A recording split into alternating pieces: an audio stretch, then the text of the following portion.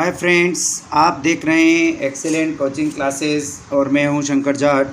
आज का जो अपना वीडियो है कक्षा 8वीं की इस वर्ष की जो बोर्ड की परीक्षा होगी, प्रारंभिक शिक्षा पूर्णता प्रमाण पत्र परीक्षा 2022, उसके सामाजिक विज्ञान के मॉडल पेपर को अपन हल करना सीखेंगे। इस वर्ष जो प्रश्न पत्र आ रहे हैं मॉडल पेपर पर आधारित प्रश्न पत्र ही आ रहे हैं, तो इसलिए आपको इसको परीक्षा की तैयारी करने में आपको मदद मिलेगी। तो मित्रों, बिना समय गंवाए अपन शुरू करते हैं। उससे पहले अगर अभी तक आपने हमारा चैनल सब्सक्राइब नहीं किया है तो आप हमारे चैनल को सब्सक्राइब जरूर करें और बेल आइकन को जरूर दबाएं ताकि हमारे आने वाले वीडियो का नोटिफिकेशन आपको सबसे पहले मिले। तो फ्रेंड्स, शुरू करते हैं। प्रारंभिक शिक्षा पूर्णता प्रमाण पत्र परीक्षा 2022 मॉडल प्रश्न पत्र, नमूने का प्रश्न पत्र है। प्रश्न इसी के अनुसार आपका जो है पेपर आएगा। समय 2.5 घंटे, विषय सामाजिक विज्ञान यानी सोशल साइंस, SST भी कहते हैं, पूर्णांक 80। सभी प्रश्न करने अनिवार्य है। सभी प्रश्नों का अंक भार सामने अंकित है, तो आपको सभी प्रश्न करने हैं। पहला जो प्रश्न आएगा वो आपके बहुविकल्पिक प्रश्न आएंगे। इसमें आपको 15 प्रश्न मिलेंगे जिनमें आपको प्रत्येक का उत्तर जो है अब सद के रूप में ABCD के रूप में लिखना है।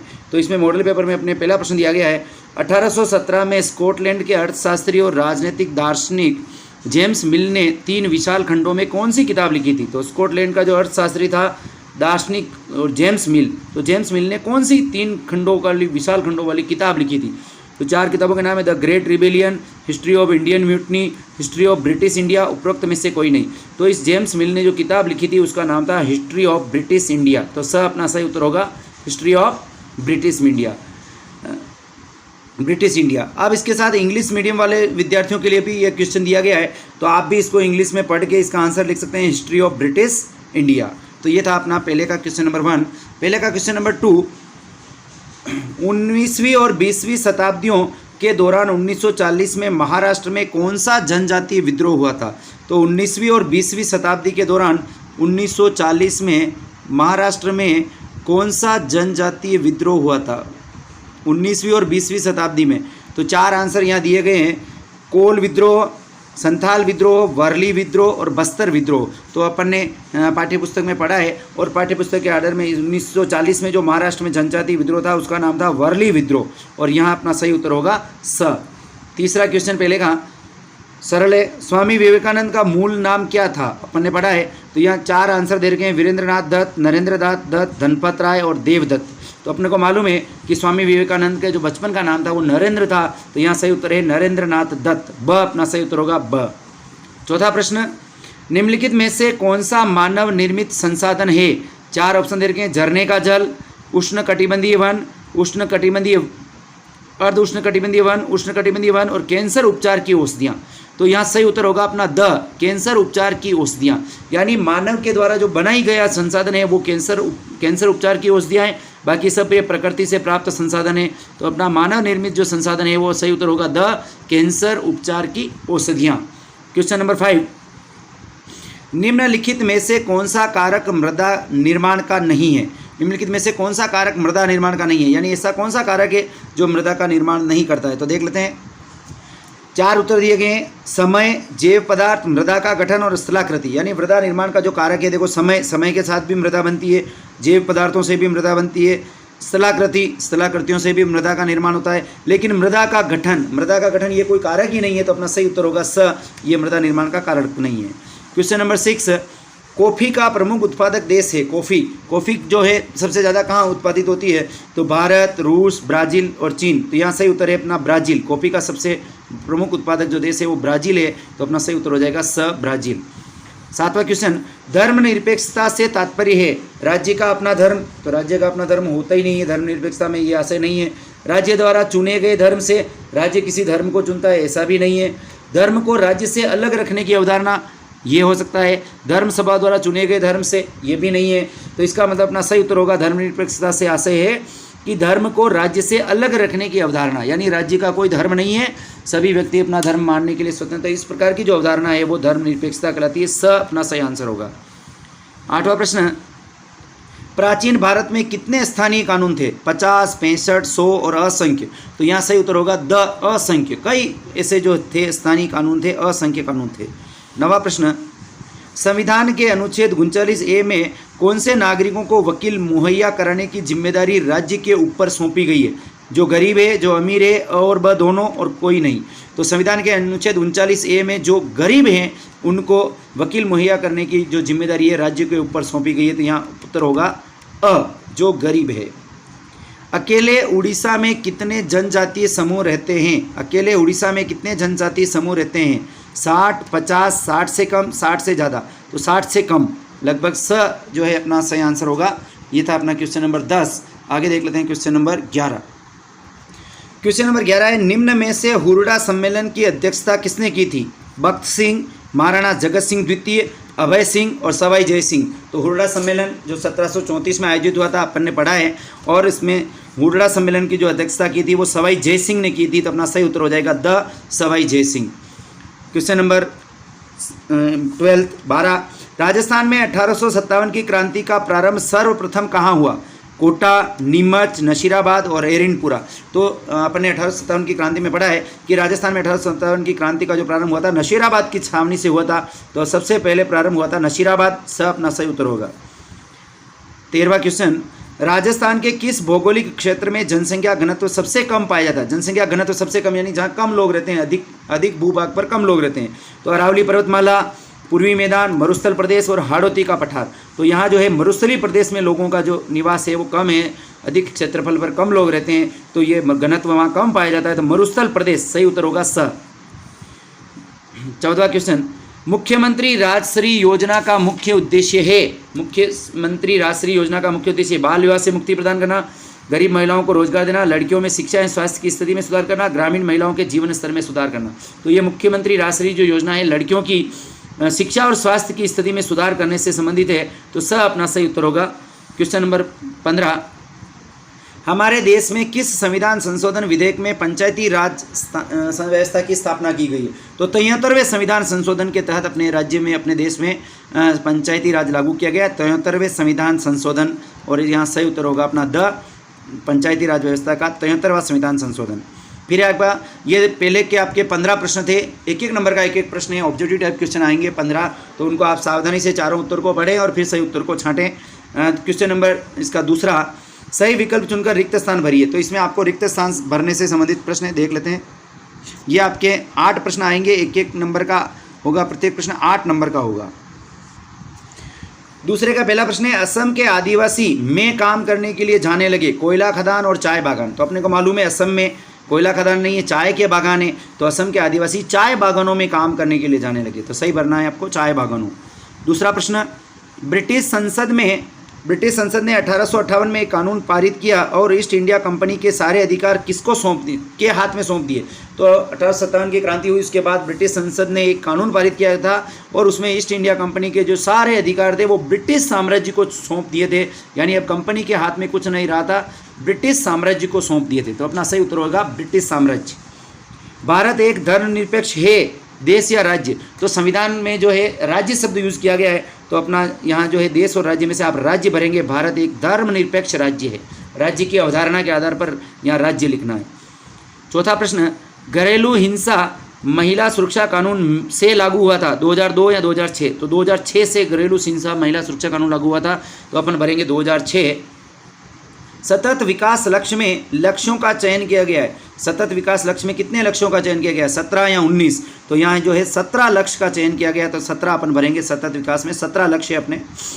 छठा प्रश्न दूसरे का, हाड़ौती के प्रमुख मंदिरों में से कमलेश्वर महादेव का मंदिर स्थित है कोटा या बूंदी? तो कमलेश्वर महादेव का जो मंदिर है वो बूंदी में स्थित है। तो आप लिखेंगे बूंदी, कोटा और बूंदी में से बूंदी को सही भरेंगे। कम वर्षा वाले प्रदेशों में कंटीली झाड़ियाँ एवं गुल्म उगते हैं, शुष्क या अर्ध शुष्क प्रदेश? तो कम वर्षा वाले जो शुष्क प्रदेश होते हैं वहाँ झाड़ियाँ उगती है। तो यहाँ भरेंगे शुष्क प्रदेशों में। आठवां प्रश्न, चूना पत्थर, अभ्रक और जिप्सम खनिजों के उदाहरण है, धात्विक और अधात्विक? तो चूना पत्थर में, अभ्रक में और जिप्सम में धातु नहीं पाई जाती है, तो ये अधात्विक खनिजों के उदाहरण है। तो यहाँ आप भरेंगे अधात्विक। ये था अपना प्रश्न नंबर 2, जिसमें 8 प्रश्न थे, एक एक नंबर का एक एक प्रश्न था, रिक्त स्थान भरने थे। अब देते हैं प्रश्न नंबर 3। प्रश्न नंबर 3 है, निम्नलिखित में से दिए गए वाक्यों को पढ़कर सही पर राइट और गलत पर गलत का निशान लगाइए। 7 प्रश्न है, एक एक नंबर का एक है, बिल्कुल आसान है। आपको पढ़ के उसको सही है या गलत है, सही है तो राइट का निशान लगाना है, गलत है तो गलत का निशान लगाना है। मार्च 1859 में बंगाल के हजारों रेतों ने नील की खेती से इनकार कर दिया, बिल्कुल सही है। तो यहाँ राइट का निशान लगा देंगे आप। दूसरा, बाल विवाह निषेध अधिनियम 1829 में पारित किया गया, बिल्कुल गलत है, ये 1929 में पारित किया गया था, तो ये बिल्कुल गलत है, गलत कर देंगे। तीसरा प्रश्न, तटीय क्षेत्रों में पवन गति रोकने के लिए वृक्ष कतार में लगाए जाते हैं जिसे बीज की फसल उगाना कहते हैं, बिल्कुल सही है। तट के किनारे, तट को बीज कहते हैं, तो बीज की फसल उगाना सही है, ये सही भरेंगे। संयुक्त राज्य अमेरिका में सरकारी स्कूलों के ज़्यादातर बच्चे सुबह सबसे पहले वफादारी की शपथ लेते हैं, बिल्कुल संयुक्त राज्य अमेरिका के बच्चे सबसे पहले स्कूल में, सरकारी स्कूल में वफादारी की शपथ लेते हैं, सही है ये बात, तो राइट करेंगे यहाँ। पाँचवा, संविधान के अनुच्छेद 22 के अनुसार प्रत्येक व्यक्ति को एक सरकारी वकील के जरिए अपना बचाव करने का मौलिक अधिकार प्राप्त है, बिल्कुल सही है, तो यहाँ राइट करेंगे, ये था पाँचवा। छठा देख लेते हैं इसका।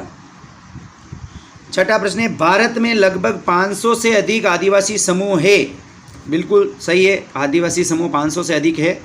सातवां, कोटा में 1857 की क्रांति का नेतृत्व ठाकुर कुशाल सिंह चंपावत द्वारा किया गया था, कोटा में ठाकुर कुशाल सिंह चंपावत नहीं थे, तो ये अपना गलत है, तो गलत कर देंगे। ये 7 प्रश्न किए थे आपने, जो थे आपके सही गलत वाले थे। अब चौथा प्रश्न है, स्तंभ अ को स्तंभ ब से सुमेलित कीजिए, ये 5 नंबर का प्रश्न आएगा, जिसमें आपको 2 खंड दिए गए होंगे, खंड अ के खंड ब से जो भी संबंधित है उससे आपको मिलाना है। तो यहाँ बिल्कुल अपने को सरल प्रश्न दे रखा है, राजा राम मोहन राय विश्व में तांबे का अग्रणी उत्पादक, महाराणा प्रताप हवाई अड्डा, मर्दा अपरदन को रोकना और खाटू श्याम जी का मंदिर। तो अपने को मालूम है, इधर दे रखा सीकर, जयपुर, ब्रह्म समाज, चट्टान बांध और चिल्ली। तो राजा राम मोहन राय, तो राजा राम मोहन राय का जो संबंध था वो ब्रह्म समाज से था, उन्होंने ब्रह्म समाज की स्थापना की थी, तो राजा राम मोहन राय को आप मिलाएंगे ब्रह्म समाज से। विश्व में तांबे का अग्रणी उत्पादक, और विश्व में तांबे का जो अग्रणी उत्पादक था वो है चिल्ली, तो इसको मिलाना आपको चिल्ली से। महाराणा प्रताप हवाई अड्डा, तो महाराणा प्रताप हवाई अड्डा अपने डबोक उदयपुर में है, तो इसको आप मिलाएंगे उदयपुर से, उदयपुर। मृदा अपरदन को रोकना, और मृदा अपरदन को रोकने का जो संबंध है वो चट्टान और बांध से है, तो इसको इससे मिलाएंगे। खाटू श्याम जी का मंदिर, खाटू श्याम जी का मंदिर सीकर में है, तो इसको आप मिलाएंगे सीकर से। ये था क्वेश्चन नंबर 4। अब देख लेते हैं क्वेश्चन नंबर 5। क्वेश्चन नंबर 5 है very short answer type question है, 1-1 नंबर के हैं ये। भारत का मानचित्र बनाने के लिए रॉबर्ट क्लाइव ने किसको पहली बार नियुक्त किया था? भारत का मानचित्र बनाने के लिए रॉबर्ट क्लाइव ने किसको सबसे पहले नियुक्त किया था? तो उसने जेम्स रेनेल को नियुक्त किया था, जेम्स रेनेल। भारत का मानचित्र बनाने के लिए रॉबर्ट क्लाइव ने सबसे पहले जेम्स रेनेल को नियुक्त किया था, तो आपको लिखना है जेम्स रेनेल। 1819 से 1826 तक मद्रास के गवर्नर कौन थे? Thomas Munro. 1819 से 1826 तक जो मद्रास है उसका गवर्नर थॉमस मुनरो थे।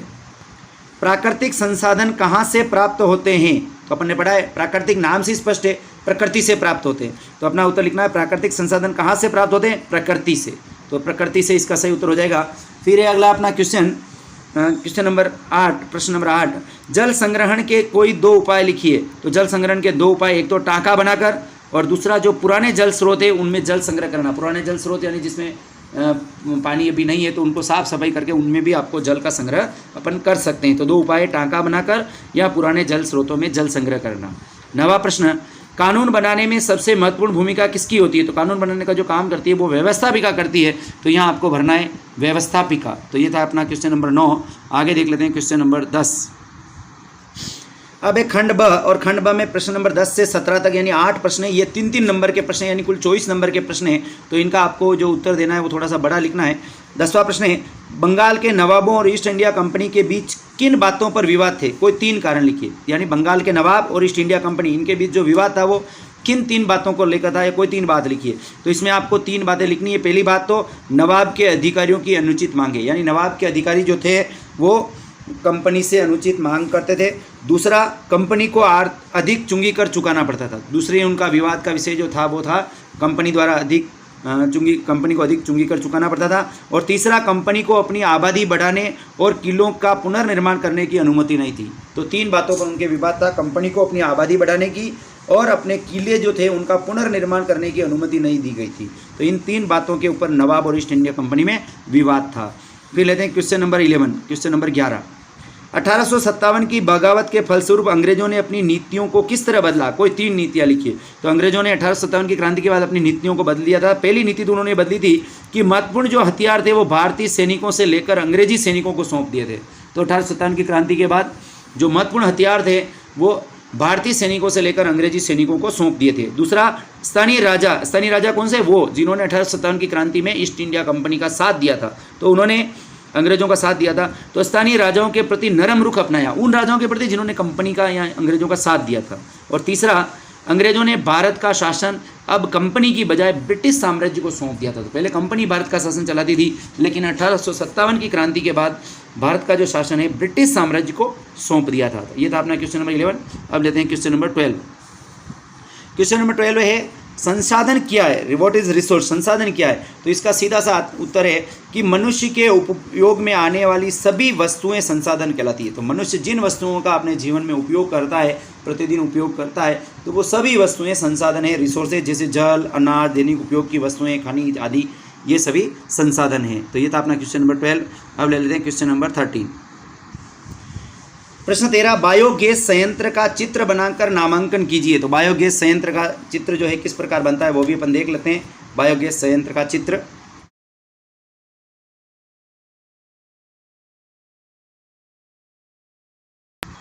फिर है आपका प्रश्न नंबर 14, सार्वभौमिक वयस्क मताधिकार से आप क्या समझते हैं। सार्वभौमिक वयस्क मताधिकार, वयस्क से ही स्पष्ट है। वयस्क यहाँ भारत में जो अपने वयस्क मताधिकार की जो आयु मानी गई है वो 18 वर्ष मानी गई है। तो वयस्क मताधिकार का मतलब 18 वर्ष की आयु प्राप्त होते ही वोट देने का अधिकार। तो 18 वर्ष की आयु पूर्ण होने पर मत देने का जो अधिकार मिल जाता है उसी को अपन सार्वभौमिक वयस्क मताधिकार कहते हैं। तो भारत में 18 वर्ष की पूर्ण आयु करने पर प्रत्येक व्यक्ति को बिना किसी भेदभाव के वोट देने का अधिकार है, मत देने का अधिकार है। तो यही वयस्क मताधिकार है। 18 वर्ष की आयु पूर्ण होने पर मत देने का या वोट देने का अधिकार मिल जाना ही सार्वभौमिक वयस्क मताधिकार कहलाता है। ये था प्रश्न नंबर 14। प्रश्न नंबर 15, न्यायपालिका की क्या भूमिका है। तो न्यायपालिका की ये भूमिका है कि न्यायपालिका व्यवस्थापिका द्वारा निर्मित कानूनों का पालन करवाती है। न्यायपालिका जो है व्यवस्थापिका जो कानून बनाती है उन कानूनों का वो पालन करवाती है। ये व्यक्ति के अधिकारों की रक्षा करती है। और भी आप लिख सकते हैं, अगर कोई व्यक्ति संविधान या कानून के विरुद्ध चलता है तो ये उसको भी नियंत्रण में करती है या उसके विरुद्ध भी कार्रवाई करती है। तो ये न्यायपालिका की प्रमुख भूमिका है। ये था प्रश्न नंबर 15। प्रश्न नंबर 16, राजस्थान के मानचित्र में निम्न सूती वस्त्र के उद्योगों के स्थल को दर्शाइए। तो आपके एक मानचित्र आएगा जो राजस्थान के आएगा, तो आपके राजस्थान के जो प्रमुख स्थान है उनको आप मानचित्र में दर्शाना सीख लें। अभी इसमें मॉडल पेपर में जो दिया गया है भीलवाड़ा, जयपुर, ब्यावर सूती वस्त्र उद्योग के केंद्र है भीलवाड़ा, जयपुर और ब्यावर, इसको ये राजस्थान का मानचित्र दिया गया, इसमें दर्शाना है। तो सबसे पहले देख लेते हैं अपन भीलवाड़ा। तो अपन देखेंगे, देखो ये भीलवाड़ा, ये इस जगह अपना ये भीलवाड़ा है।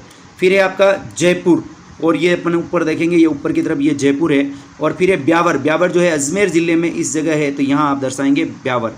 तो ये हो गया भीलवाड़ा, ये ब्यावर और ये जयपुर। तो आपके राजस्थान के जो प्रमुख स्थान है उनके आप देख लें, राजस्थान का नक्शा ही आपको आएगा परीक्षा में। प्रश्न नंबर 17, साइबर सुरक्षा के उपाय बताइए। कोई तीन नंबर का प्रश्न है। साइबर सुरक्षा, आजकल अपन देखते हैं कि मोबाइल या इंटरनेट के माध्यम से कई प्रकार की ठगी की वारदातें हो जाती है, तो उनसे अपन किस प्रकार बचें, इसके लिए 3 उपाय। तो पहला उपाय है ऑनलाइन प्लेटफॉर्म पर मजबूत पासवर्ड लगाना। यानी अपन ऑनलाइन प्लेटफॉर्म पर कोई भी काम कर रहे हैं तो अपने पासवर्ड बड़े मजबूत होने चाहिए ताकि कोई भी अपने पासवर्ड का पता नहीं लगा सके। दूसरा, लॉटरी, लकी ड्रा, लाभ या लालच वाले संदेश से सावधान रहे। यानी अगर अपने को कोई भी लॉटरी वाला, लालच वाला, किसी लाभ वाला या कोई पेमेंट मिलने वाला ऐसा संदेश प्राप्त होता है तो वहाँ सावधान रहें। पूर्ण जानकारी करने के बाद ही आगे कोई कार्य करें। आप उसके ऊपर क्लिक करके लिंक के ऊपर कोई अपनी व्यक्तिगत जानकारी नहीं भरें, आप पूरा पता लगाएं फिर और कोई आगे कार्रवाई करें। और तीसरा महत्वपूर्ण बात है, अपने पासवर्ड, OTP या अपनी व्यक्तिगत जानकारी किसी के साथ शेयर नहीं करें। आपके जो भी पासवर्ड है या आपको जो भी OTP मिल रहा है वो किसी भी अनजान व्यक्ति के साथ या अपनी कोई भी व्यक्तिगत जानकारी, जैसे आपकी जन्म तिथि है, आपके ATM कार्ड के नंबर है, बैंक खाते के नंबर है, तो इस प्रकार की जानकारी आप किसी अन्य के साथ शेयर या किसी अपरिचित व्यक्ति के साथ शेयर नहीं करें। तो ये था अपना प्रश्न नंबर 17। आगे देख लेते हैं। अब ये पेपर का खंड स, उसमें निबंधात्मक प्रश्न आएंगे। ये 4 प्रश्न आएंगे, 16 नंबर के होंगे। 18, 19, 20, 21, 4 नंबर के 4 प्रश्न होंगे, 16 नंबर के। 18वां प्रश्न दिया है, गांधी जी ने नमक कानून तोड़ने का फैसला क्यों लिया और इसके अथवा में दिया गया प्रत्यक्ष कार्रवाई दिवस का आह्वान क्यों किया गया। तो सबसे पहले अपन समझते हैं गांधी जी ने नमक कानून तोड़ने का फैसला क्यों लिया। तो इसका आंसर अपन ने लिखा है, मैंने थोड़ा संक्षिप्त लिखा है, आप अपनी पाठ्यपुस्तक के आधार पर इसको और विस्तृत लिख सकते हैं। तो नमक प्रतिदिन उपयोग की वस्तु पर कर लगा दिया था। यानी उस समय की जो तत्कालीन ब्रिटिश सरकार थी, अंग्रेज जो थे, उन्होंने नमक जो प्रतिदिन उपयोग में आने वाली वस्तु थी उस पर भी भारी कर लगा दिया था और इसको कर मुक्त करवाना था, यानी उसके ऊपर जो कर लगाया था उसको हटवाना था। और प्रतिदिन उपयोग की वस्तु पर कर लगाने का बोझ लादने से जनता काफ़ी दुखी हो गई थी, यानी रोज़ काम आने वाली चीज़ थी नमक, और उसके ऊपर जब इतना भारी टैक्स लग गया, कर लग गया, तो जनता काफ़ी दुखी हो गई थी। और गांधी जी नमक पर लगाए गए इस कानून का विरोध कानून तोड़कर करना चाहते थे। गांधी जी चाहते थे कि नमक पर ये जो टैक्स लगाया गया इसका विरोध कानून तोड़कर करना है, तो इसके लिए उन्होंने दांडी मार्च का आयोजन किया और फिर उन्होंने नमक समुद्र तट पर जाकर नमक बनाकर इस कानून को तोड़ा था। तो ये पूरा विवरण आपको लिखना है, निबंधात्मक प्रश्न है, आप थोड़ा बड़ा लिखें, इसको विस्तृत लिखें। दूसरा इसका अथवा प्रत्यक्ष कार्रवाई दिवस का आह्वान क्यों किया गया, तो इसमें अपने को मैंने संक्षिप्त में लिखा, आप उसको पूरा डिटेल लिखें। प्रत्यक्ष कार्रवाई दिवस मुस्लिमों द्वारा 1946 में अपने लिए अलग देश पाकिस्तान की मांग कर जो विरोध प्रदर्शन किया गया वह प्रत्यक्ष कार्रवाई दिवस कहलाता है। यानी मुस्लिम लीग द्वारा 1946 में अपने लिए एक अलग देश पाकिस्तान की मांग की और पाकिस्तान की मांग को उन्होंने मनवाने के लिए विरोध प्रदर्शन किया गया था पूरे देश भर में, और वो जो विरोध प्रदर्शन है वह प्रत्यक्ष कार्रवाई दिवस कहलाता है। और इसमें मोहम्मद अली जिन्ना इस मांग को उठाने वाले प्रमुख व्यक्ति थे। तो ये इसमें आपको और डिटेल लिखना है विस्तृत, आप पाठ्यपुस्तक के आधार पर लिखें। ये था प्रश्न नंबर 18। अब लेते हैं प्रश्न नंबर 19।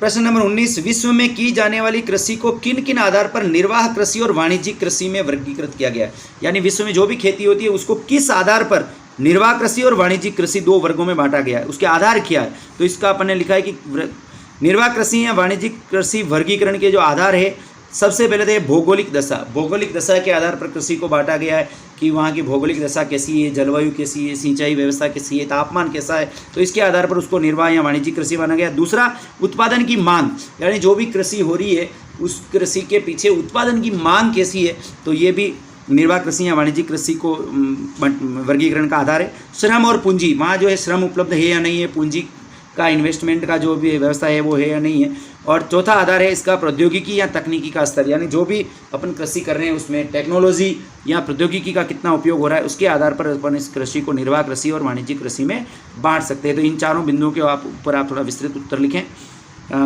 इसका अथवा 19वें का, भारत के किसी कृषि फार्म की गतिविधियों का वर्णन करिए। यानी एक कृषि फार्म पर क्या क्या गतिविधियाँ होती है, तो इसमें पार्ट में आपको दिया गया है, उस पार्ट में एक जो फार्म का वर्णन आपको दिया गया है उसके आधार पर आप लिख सकते हैं। कुछ बिंदु अपन ने निकाले हैं। कृषि फार्म की गतिविधियां, सबसे पहला उन्नत बीजों का उपयोग, कृषि अधिकारियों का सहयोग, उन्नत कृषि, समयबद्ध एवं वाणिज्यिक उत्पादन, कृषि एवं संबंध गतिविधियां, पशुपालन, सिंचाई एवं फार्म हाउस के रखरखाव की गतिविधियां। तो ये सब गतिविधियों के बारे में आपको थोड़ा बहुत डिटेल लिखनी है।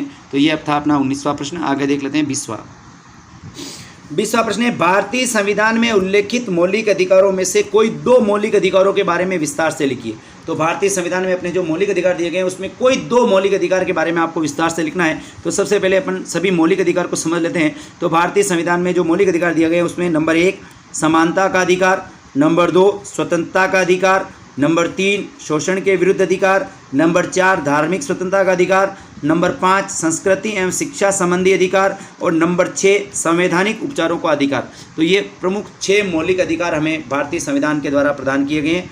तो आपको इनमें से किन्हीं दो के ऊपर विस्तार से वर्णन करना है। तो आप समानता का अधिकार या स्वतंत्रता का अधिकार के कर सकते हो, शोषण के विरुद्ध अधिकार के बारे में भी लिख सकते हो। तो इनमें से किन्हीं दो के ऊपर आप विस्तृत वर्णन लिखें। समानता का अधिकार, स्वतंत्रता का अधिकार, शोषण के विरुद्ध अधिकार, धार्मिक स्वतंत्रता का अधिकार, संस्कृति एवं शिक्षा संबंधी अधिकार और संवैधानिक उपचारों का अधिकार। तो ये था अपना प्रश्न नंबर 20। और प्रश्न नंबर 20 का अथवा है, निरंकुशता क्या है और संविधान में इसका क्या हल होना चाहिए। निरंकुशता क्या है, तो इसको भी मैंने थोड़ा इसको हल करने का प्रयास किया है। आप इसका विस्तृत जो है पाठ्यपुस्तक से लिखें।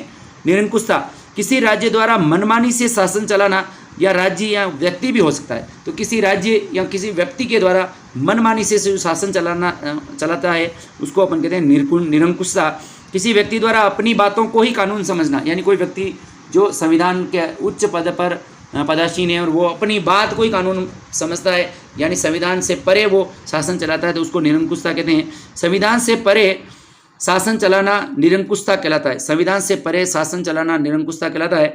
और संविधान में इसके लिए क्या हल होना चाहिए, तो संविधान में इसके लिए कठोर कानून होना चाहिए और निरंकुश प्रशासक को हटाने का अधिकार जनता को होना चाहिए। ये दो सुधार इस जो है इसके लिए निरंकुशता के लिए होने चाहिए। तो ये था अपना क्वेश्चन नंबर 20। आगे देख लेते हैं क्वेश्चन नंबर 21।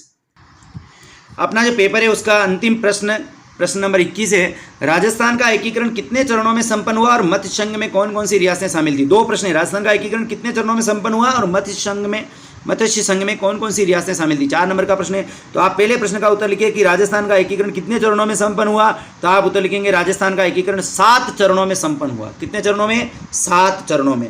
फिर आगे पूछ रहा है मत्स्य संघ में कौन कौन सी रियासतें शामिल थी। तो मत्स्य संघ जो बना था उसमें 4 रियासतें शामिल थी, उनको याद करने का तरीका भी है आपके ABCD। ए से अलवर, बी से भरतपुर, सी का वैसे स होता है लेकिन यहाँ क मान लें अपन, तो क से करौली और डी से धौलपुर। अलवर, भरतपुर, करौली और धौलपुर। तो ये आपका उत्तर। इनके बारे में आप विस्तृत जो है आप और लिख सकते हैं पाठ्यपुस्तक के आधार पर। अब इसका प्रश्न नंबर 21 का अथवा चतुर्थ चरण में वृहद राजस्थान में सम्मिलित रियासतों के नाम बताइए। यानी एकीकरण का जो चौथा चरण था उसमें वृहद राजस्थान में कौन सी रियासतें शामिल हुई थी। तो चतुर्थ जो चरण था वो वृहद राजस्थान कहलाता है। और वृहद राजस्थान जो था संयुक्त राजस्थान में 4 रियासतों के मिलने से वृहद राजस्थान बना था। तो संयुक्त राजस्थान में 4 रियासतें मिली थी, जयपुर, जोधपुर, जैसलमेर और बीकानेर। जयपुर, जोधपुर, जैसलमेर और बीकानेर, चारों याद रखनी है आपको। जयपुर, जोधपुर, जैसलमेर और बीकानेर। संयुक्त राजस्थान में उपयुक्त 4 रियासतें शामिल होकर वृहद राजस्थान बना था। तो संयुक्त राजस्थान पहले बन गया था और संयुक्त राजस्थान में जब 4 रियासतें और शामिल हुई, जयपुर, जोधपुर, जैसलमेर और बीकानेर, तो फिर आपका वृहद राजस्थान बना था। तो आपको ये उत्तर लिखना है कि जयपुर, जोधपुर, जैसलमेर और बीकानेर रियासतों के संयुक्त राजस्थान में शामिल होने से वृहद राजस्थान का निर्माण हुआ था। तो ये अपने 8वीं बोर्ड परीक्षा का प्रारंभिक शिक्षा पूर्णता प्रमाण पत्र परीक्षा का जो SST सोशल स्टडी सामाजिक विज्ञान का जो प्रश्न पत्र है, मॉडल प्रश्न पत्र है, उसको हल करने का अभ्यास किया है। इसी आधार पर, इसी पैटर्न पर आपके सामाजिक विज्ञान का पेपर आएगा जो आगे आने वाली 8 मई को होगा। आप सभी से आग्रह है इस वीडियो को आप देखें, लाइक करें, शेयर करें और हमारे चैनल को अभी तक अगर आपने सब्सक्राइब नहीं किया है तो आप हमारे चैनल को सब्सक्राइब जरूर करें। पुनः मिलेंगे एक नए वीडियो के साथ, तब तक के लिए थैंक यू।